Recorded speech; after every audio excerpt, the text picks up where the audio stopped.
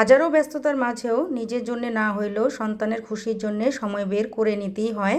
তো hello everyone, good morning. সবাইকে নতুন একটা ব্লগে অনেক অনেক স্বাগত। আপনারা সবাই কেমন আছেন? আমি তো ভালোই আছি। এই তো চলে আসলাম আপনাদের সামনে ঠিক 10টার সময়। আজ ঘুম থেকে উঠেছি সকাল 8:30টার সময়। উঠে সমস্ত বাসি কাজকর্ম সারলাম, তারপর ব্রেকফাস্ট বানিয়ে নিলাম। বানিয়ে নিয়ে খাওয়া দাওয়া করে তারপর বর্মশাই তো গেল দোকানে, তারপর ছেলেকেও খাইয়ে দিলাম। এখন ছেলে তো খেলতে গিয়েছে, আর আমিও তো এখন ঘরের কাজকর্মগুলো সেরে নিচ্ছি। এই ঘরদারগুলো গুছানো, তো কয়েকটা কাপড় কালকে শুকিয়েছিল, গতকাল তো আর গুছাতে পারিনি। তো ভাবলাম এই সময়ে গুছিয়ে রেখে দেই। তারপর তো আরও বাকি দুপুরে রান্না বান্না অনেক কিছু আছে।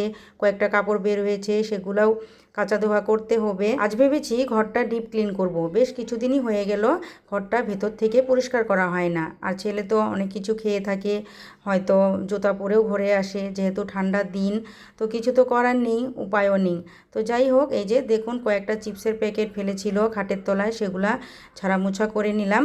তারপরে যে দেখুন ছেলের খেলনা জিনিসের তো অভাব নেই, একটা দিয়ে খেলবে, বাকিগুলা ছড়িয়ে ফেলে দেবে। তো যাই হোক, এই যে ঘরটা ঝাড়ু দিয়ে নিলাম। এবার রান্নাঘরে চলে এসেছি। ভাবলাম আগে রাইস কুকারে ভাতটা বসিয়ে দিই, তারপর ঘরটা মোছা দেব।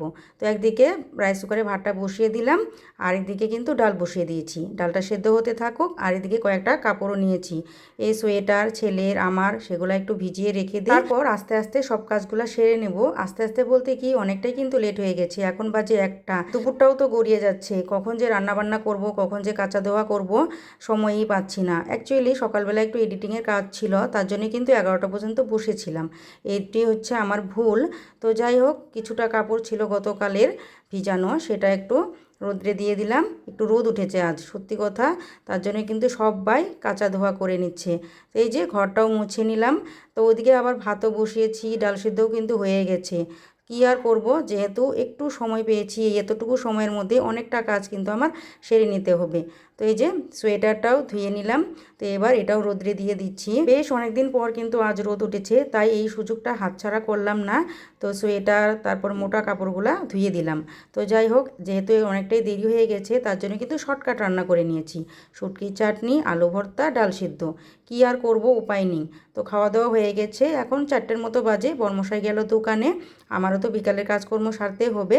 তো উঠানটা ঝাড় দিয়ে নিচ্ছি, ঝাড় দিয়ে নিয়ে তারপর বাকি কাজগুলো করব আর কি। সত্যি একটু সময় যদি বসে থাকা যায়, তারপরে আর কিন্তু সময় পাওয়া যায় না, খুব তাড়াহুড়ো করে কাজগুলো সারতে হয়। তো এই যে সন্ধ্যায় লেগে গেছে প্রায়, দরজাগুলো দিয়ে দিলাম, জানলাগুলো দিয়ে দিলাম, আর একদিকে ছেলে আবার ডাকছে। কাজ কিন্তু আরও আছে আমার, তবুও ছেলের সঙ্গে খেলতে হচ্ছে। কি আর করব, ওর নাকি খেলার লোক নেই। তো বলছে মা আসো একসাথে খেলবো। তো যাই হোক, এখন হয়ে গেছে রাত, আর ছেলে আর আমি মিলে দেখছি টিভি। তো এখনের মতো বন্ধুরা, টাটা।